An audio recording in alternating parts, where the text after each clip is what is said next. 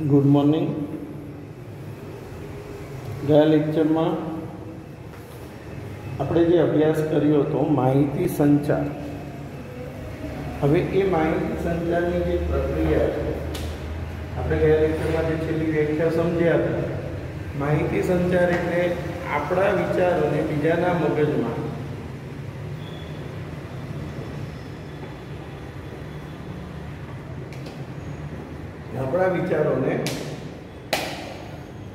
બીજાના મગજમાં દાખલ કરવાની પ્રક્રિયા, એને શું કહેવાય? માહિતી સંચાર. હવે આ જે માહિતી સંચાર છે એની વાત કરીએ તો માહિતી સંચારની પ્રક્રિયાના તબક્કાની આપણે વાત કરીએ છીએ.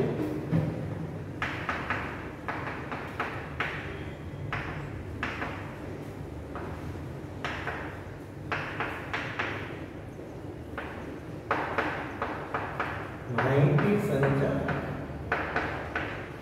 પ્રક્રિયા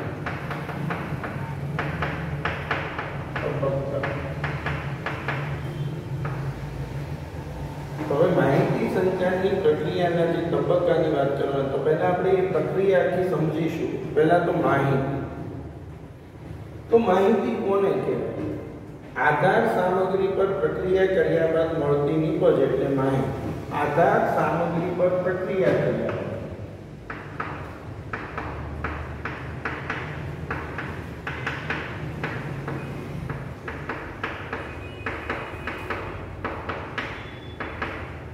મળતી નિપજ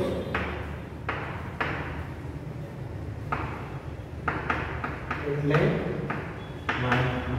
એટલે તમે કોઈ પણ આધાર સામગ્રી એટલે કોઈ પણ પ્રકારની કોઈ આધાર એના ઉપર તમે કોઈ તપાસ કરવાથી જે તમને પરિણામ મળે એને શું કહેવાય? માહિતી કહેવાય. બરાબર છે.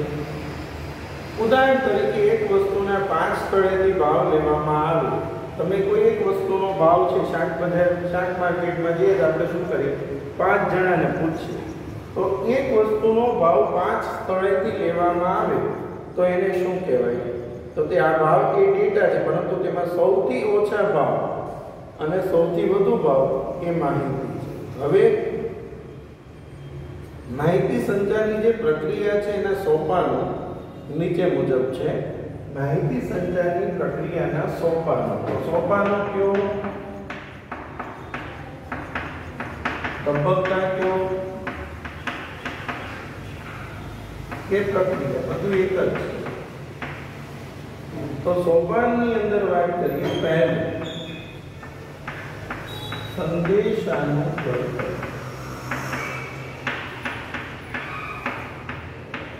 તમારે કોઈ માહિતી મેળવવી હોય તો સૌપ્રથમ તો તમારે કોઈ સંદેશાનું ઘડતર કરવું પડે. સંદેશાનું ઘડતર એટલે કે આપણે કોઈ એક મેસેજ છે તૈયાર કરવો પડે અને એ મેસેજ છે એ આપણે બધાને આપવું પડે, મોકલવું પડે. એટલે સૌપ્રથમ પહેલું કામ જે થશે એ શું થશે?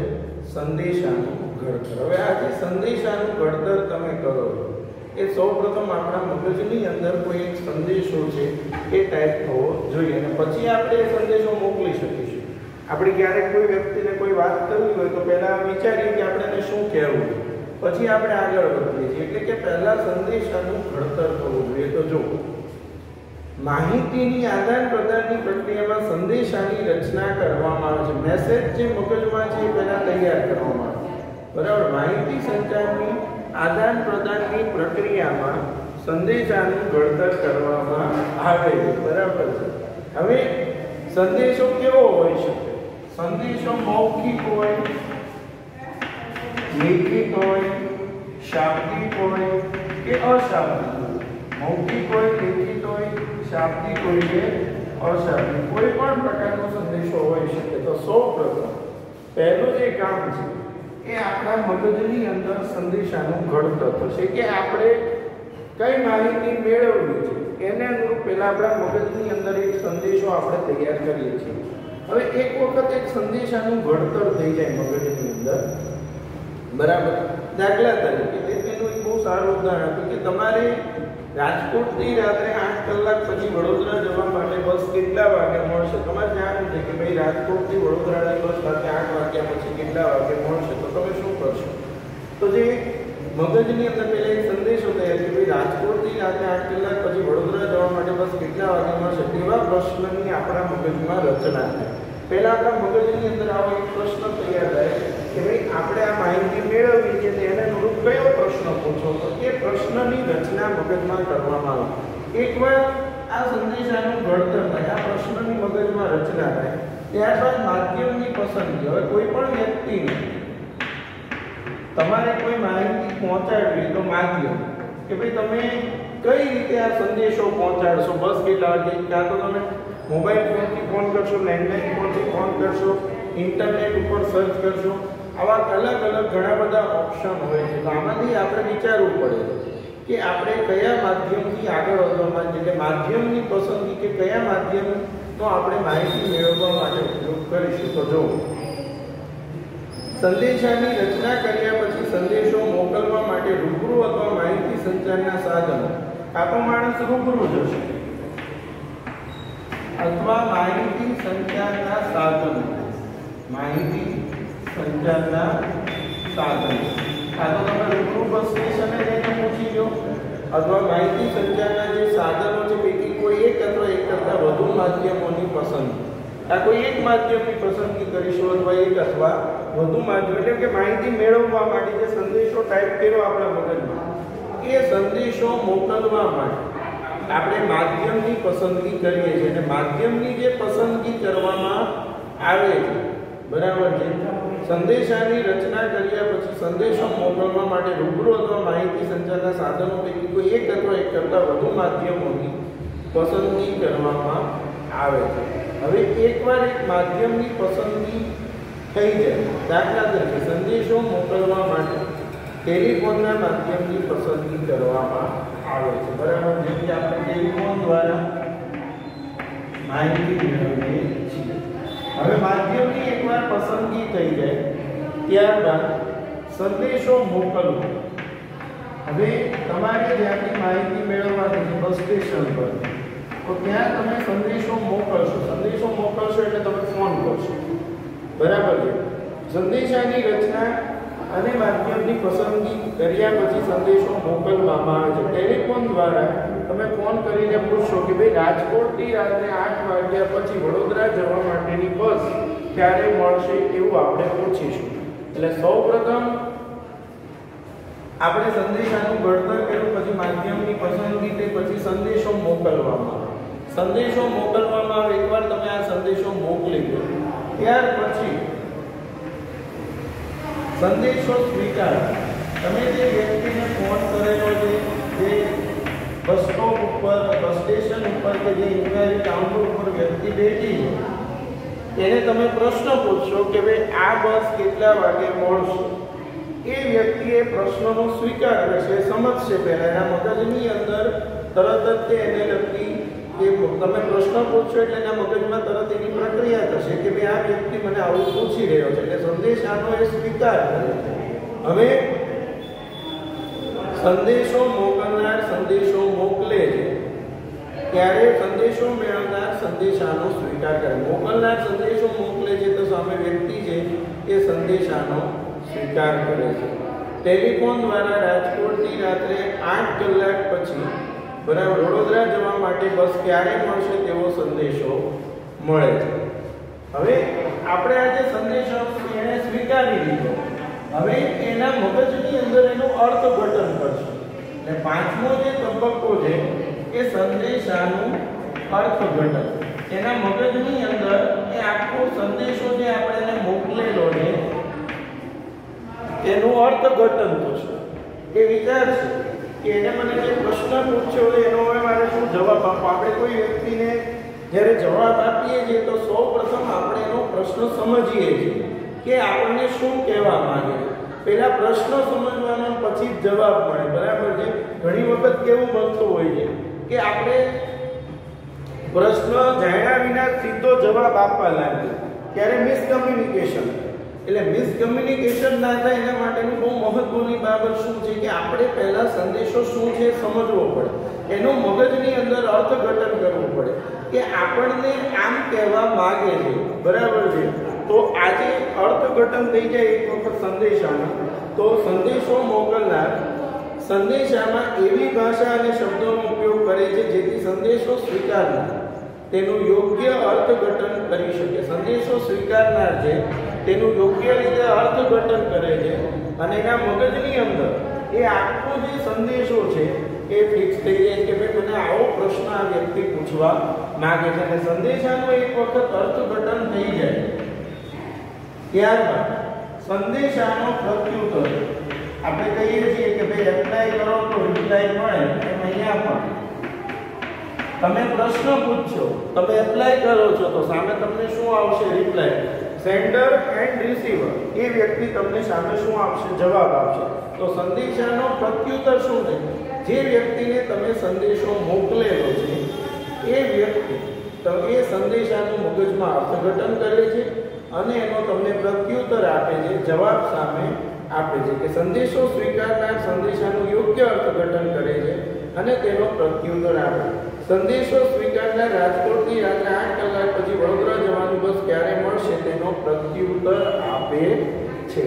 એટલે આ છે માહિતી સંચારના સોપાનો અથવા એના પગથિયા. ફરીવાર સમજો. પહેલું, સંદેશાનું ઘડતર. તમે જે માહિતી મેળવવા માંગો છો એને લગતો સંદેશો તમારા મગજની અંદર તૈયાર થાય છે. એ સંદેશો મૌખિક હોય, લેખિત હોય, શાબ્દિક કે અશાબ્દિક હોય. પછી તમે સંદેશો મોકલવા માટે માધ્યમની પસંદગી કરશો. માધ્યમમાં તો કે તમે ફોન દ્વારા રૂબરૂ ત્યાં જઈને પૂછશો અથવા તમે ફોન દ્વારા જાણકારી મેળવશો. એ માધ્યમની પસંદગી કરવામાં આવે છે. હવે આ માધ્યમની પસંદગી થઈ જાય, માધ્યમની પસંદગી પછી તમે એ વ્યક્તિને સંદેશો મોકલશો. હવે એ જ્યારે સંદેશો મોકલવામાં આવે છે ત્યારે બહુ સમજવાની વસ્તુ છે કે જ્યારે તમે આ સંદેશો મોકલો છો ત્યારે એ વ્યક્તિ છે એ સરળતાથી સમજી શકે એવા જ શબ્દોનો એમાં ઉપયોગ કરવો જોઈએ. પછી એ સંદેશાનો સ્વીકાર કરે છે. આપણે જે વ્યક્તિને સંદેશો મોકલીએ છીએ એ વ્યક્તિ એ સંદેશાનો સ્વીકાર કરે છે. સંદેશો સ્વીકારીને એ પોતાના મગજની અંદર એ સંદેશાનું અર્થઘટન કરે છે કે ભાઈ મને આવો પ્રશ્ન પૂછવા માંગે છે. એક વખત એના મગજમાં અર્થઘટન થઈ જાય પછી એ તમને એ સંદેશાનો પ્રત્યુત્તર આપે છે. તો આ રીતે આ માહિતી સંચારની આખી પ્રક્રિયા થતી હોય છે, બરાબર છે. હવે આ માહિતી સંચારની પ્રક્રિયાને આપણે તબક્કા જોઈએ. હવે આપણે આગળ વધીએ તો માહિતી સંચારના તબક્કા પછી આવે છે ઇન્ટરનેટ. હવે આજના સમયમાં દરેક વિદ્યાર્થી ઇન્ટરનેટથી પરિચિત છે. ઇન્ટરનેટ એટલે શું? ઇન્ટર એટલે આંતરિક અને નેટ એટલે જાળું. તો આંતરિક જાળું, શેનું આંતરિક જાળું છે ઇન્ટરનેટ? તો પરસ્પર જોડાયેલા કોમ્પ્યુટરોનું જે જાળું છે તેને ઇન્ટરનેટ કહેવામાં આવે છે. એટલે ઇન્ટરનેટનો આપણે અર્થ સમજીશું. ઇન્ટરનેટનો અર્થ, બરાબર છે. ઇન્ટરનેટનો અર્થ સમજાવું છું. તો ઇન્ટરનેટ એ શું છે? ઇન્ટરનેટ એ પરસ્પર જોડાયેલા કોમ્પ્યુટરોનું જાળું છે કે જેની અંદર તમે જેની મદદથી દુનિયાના કોઈ પણ ખૂણે તમારા સંદેશાઓ તમે મેળવી શકો છો. એ ઇન્ટરનેટ દ્વારા શક્ય બન્યું છે. તો ઇન્ટરનેટનો અર્થ આપણે સમજીશું. ઇન્ટર એ ઇન્ટરકનેક્શન અને નેટવર્ક. ઇન્ટરનેટ એટલે શબ્દો એ ઇન્ટર કનેક્શન અને નેટવર્ક, આ બે શબ્દોનો બનેલો છે. ઇન્ટરનેટ, ઇન્ટરકનેક્શન અને નેટવર્ક, આ બે શબ્દોનો બનેલો છે. ઇન્ટરનેટનો અર્થ ઇન્ટર એટલે આંતર અને નેટ એટલે જાળું. ઇન્ટરનેટનો અર્થ શું થાય છે? ઇન્ટર એટલે આંતર અને નેટ એટલે જાળું. તો ઇન્ટર એટલે આંતર અને નેટ એટલે જાળું. તો આ શેનું જાળું છે? તો કે પરસ્પર જોડાયેલા કોમ્પ્યુટરોનું જે જાળું છે એ ઇન્ટરનેટ છે. તો ઇન્ટર એટલે આંતર અને નેટવર્ક, નેટ એટલે જાળું.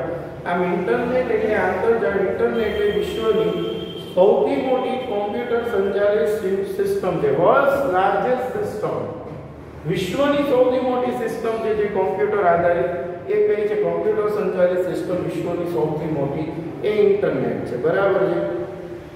ઇન્ટરનેટ એ વિશ્વની સૌથી મોટી કોમ્પ્યુટર સંચાલિત સિસ્ટમ છે, જેના બીજા નામો જેવા કે હવે ઇન્ટરનેટના બીજા નામ શું છે? The net. ઇન્ટરનેટના બીજા નામ શું છે? The net, information super highway, information super highway, information super highway અને સાયબર સ્પેસ, સાયબર સ્પેસ વગેરે. ઇન્ટરનેટ જે છે એના બીજા નામ શું છે? ધ નેટ છે, information super highway, cyber space વગેરે તેના બીજા નામો છે. બરાબર. કમ્પ્યુટર્સના જૂથને માહિતી અને સંસાધનોના સહિયારા ઉપયોગના હેતુસર એકબીજા સાથે જોડવામાં આવે તો તેને નેટવર્ક કહે. જો કમ્પ્યુટર્સના જૂથને તમે એક સાથે કોઈ એક સંસ્થાના 15, 20, 25 કોમ્પ્યુટરોને જોડી દો તો તેને નેટવર્ક કહેવાય. શા માટે આપણે એક સંસ્થાના બધા કોમ્પ્યુટરને જોડીએ છીએ? તો સરળતાથી કામ કરી શકાય એના માટે તમે કોઈ એક સંસ્થાના બધા કોમ્પ્યુટરને જોડી દો છો તો તેને નેટવર્ક કહે છે. બરાબર છે. તો જો કમ્પ્યુટર્સના જૂથને માહિતી અને સંસાધનોના સહિયારા ઉપયોગના હેતુસર, બરાબર છે, કમ્પ્યુટરના જૂથને માહિતી અને સંસાધનોના સહિયારા ઉપયોગના હેતુસર એકબીજા સાથે જોડી દેવામાં આવે. કમ્પ્યુટર્સને માહિતી અને એકબીજાના સહિયારા ઉપયોગના હેતુસર જોડવામાં આવે તો તેને નેટવર્ક કહે છે. આ શબ્દ યાદ રાખજો. તમે કોઈ એક જ જગ્યાએ બધા કોમ્પ્યુટરને જોડી દો તો એને શું કહે છે? નેટવર્ક. કોમ્પ્યુટરના અમુક જૂથોને એકબીજા સાથે જોડી દેવામાં આવે તો તેને નેટવર્ક કહે છે. આ કમ્પ્યુટર્સ કોઈ બિલ્ડિંગના એક ઓરડામાં પાસે હોય, કોઈ એક બિલ્ડિંગના ઓરડામાં પાસે વિશાળ જગ્યામાં પથરાયેલા જુદી જુદી ઓફિસોમાં દૂરના સ્થળે પણ હોઈ શકે. આમ નેટવર્કનો વિસ્તાર પાસના કોમ્પ્યુટરથી લઈને વિશ્વના વિસ્તારના, એટલે કે આજે તમે જુઓ તો કોઈ એક બેંક છે, એ બેંકના બધા જ કોમ્પ્યુટર એકબીજા સાથે જોડાયેલા છે. તમે એસબીઆઈમાં ખાતું ધરાવો છો, તમે અમદાવાદની શાખામાં ખાતું ધરાવો છો, તમે દિલ્હી ગયા અને તમારે ત્યાં એની માહિતી જોઈતી છે, ત્યાં તમે તમારું ખાતા નંબર આપો, તમને માહિતી મળી જશે. વિદેશમાં જશો ત્યાં તમારે માહિતી મેળવી તો પણ આ શું દર્શાવે છે કે આ બધા જ કોમ્પ્યુટરો એકબીજા સાથે જે પરસ્પર જોડાયેલા છે આને નેટવર્ક કહેવામાં આવે છે. બરાબર. કોમ્પ્યુટર્સના નેટવર્કનું નેટવર્ક એટલે ઇન્ટરનેટ. ઇન્ટરનેટની માલિકી કોઈ ધરાવતું નથી. કેટલીક એવી સંસ્થાઓ છે, જો ઇન્ટરનેટની કોઈની માલિકી નથી, પણ જે સંસ્થાઓ છે કે જે આપણને આ સુવિધાઓ પૂરી પાડે છે, આ સુવિધાઓ આપવામાં મદદરૂપ થાય છે. આ બધી જે સંસ્થાઓ છે, બરાબર છે, આ જે સંસ્થાઓ છે જે આપણને ઇન્ટરનેટની સુવિધાઓ પૂરી પાડે છે, તો આની માલિકી કોઈની નથી, પરંતુ આવી જે સંસ્થાઓ છે જે નેટવર્કના વિવિધ ભાગના વ્યવસ્થાપનમાં મદદ કરે કે જે નેટવર્કના વિવિધ કાર્યો કરવામાં આપણને મદદરૂપ થાય છે. એટલે કે ઇન્ટરનેટની માલિકી કોઈ ધરાવતું નથી, પરંતુ એવી સંસ્થાઓ છે કે જે આપણને નેટવર્કના વિવિધ ભાગોના વ્યવસ્થાપનમાં મદદ કરે છે. હવે આ જે કમ્પ્યુટર નેટવર્ક છે તેના 4 પ્રકાર છે. કમ્પ્યુટર નેટવર્કના 4 પ્રકાર છે, યાદ રાખજો. કમ્પ્યુટર નેટવર્ક જે છે એના 4 પ્રકારો છે.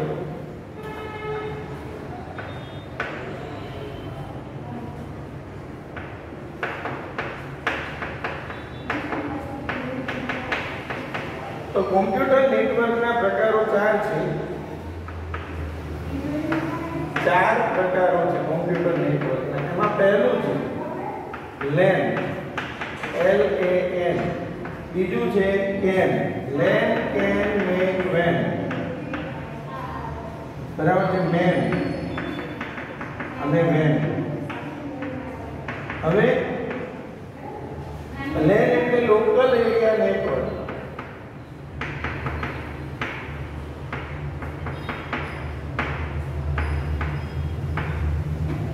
પછી CAN એટલે computer campus area network. MAN એટલે મેટ્રોપોલિટન એરિયા નેટવર્ક.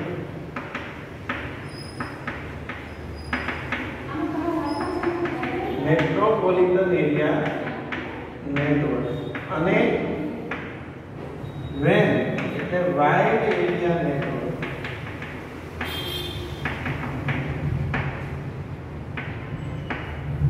તો આ કોમ્પ્યુટર્સ જે છે એના નેટવર્કના 4 પ્રકારો છે: local area network, campus area network, metropolitan area network ને વાઇડ. પહેલા લેન લોકલ એરિયા નેટવર્ક એટલે કે એક નિશ્ચિત સ્થળ પરના કોમ્પ્યુટર, એક નિશ્ચિત સ્થળ, કોઈ એક બિલ્ડિંગ જેમાં 50 કોમ્પ્યુટર છે, બધા એકબીજા સાથે જોડાયેલા છે, કોઈ કંપનીની ઓફિસ, તો કોઈ એક નિશ્ચિત સ્થળના જે વિવિધ કોમ્પ્યુટરો એકબીજા સાથે જોડાયેલા છે, કોઈ નિશ્ચિત સ્થળના વિવિધ કોમ્પ્યુટર એકબીજા સાથે જોડાયેલા છે, એને શું કહે છે? Local area network. બરાબર. એકબીજા સાથે વાયરથી કે વાયર વગર જોડાયેલા હોય છે, લોકલ એરિયા નેટવર્ક. બીજું કેમ એટલે કેમ્પસ એરિયા નેટવર્ક. જેમ કે ગુજરાત યુનિવર્સિટી છે, તો ગુજરાત યુનિવર્સિટી આપણે જોયેલી ઘણી મોટી, તો એ યુનિવર્સિટીના બધા જ કોમ્પ્યુટર એકબીજા સાથે જોડાયેલા, તો એને શું કહેવાય? Local campus area network. એક કેમ્પસ છે ગુજરાત યુનિવર્સિટી, તેના બધા જ કોમ્પ્યુટર જોડાયેલા છે, એને કેમ્પસ એરિયા નેટવર્ક કહે છે. ત્યારબાદ મેટ્રોપોલિટન એરિયા નેટવર્ક એટલે કે શહેરના કોમ્પ્યુટર, એક શહેરના, અહીંયા એક કેમ્પસના, જેમ કે મેં તમને ગુજરાત યુનિવર્સિટીની વાત કરી, એમ અહીંયા એક શહેરના બધા જ કોમ્પ્યુટર એકબીજા સાથે જોડાયેલા હોય તો એને કહેવાય મેટ્રોપોલિટન. અને વેન વિશ્વના બધા જ કોમ્પ્યુટરો, જેની કોઈ ભૌતિક સીમા ન હોય ને તે રીતે વૈશ્વિક રીતે કોમ્પ્યુટર, જેની કોઈ વૈશ્વિક રીતે જે બધા કોમ્પ્યુટરો એકબીજા સાથે જોડાયેલા, જેની કોઈ ભૌતિક સીમા ન હોય. બરાબર. આમ આ જુદા જુદા પ્રકારના નેટવર્કને ઇન્ટરનેટ કહે છે. વાઇડ એરિયા નેટવર્ક જે છે એના 2 વિભાગ પડે છે, એન્ટરપ્રાઇઝ વેન અને ગ્લોબલ વેન, કે જે આપણે આવતા લેક્ચરમાં ભણવાનું છે. પરિવાર બધાને કહી દઉં કે આજે આપણે માહિતી સંચારના સોપાનો અને જે ઇન્ટરનેટ છે, બરાબર છે, એના નેટવર્ક, ઇન્ટરનેટનો અર્થ અને નેટવર્કના પ્રકારો, એનો આપણે આજે અભ્યાસ કર્યો. આગળ આપણે આવતા લેક્ચરમાં ભણીશું. બરાબર છે. Thank you.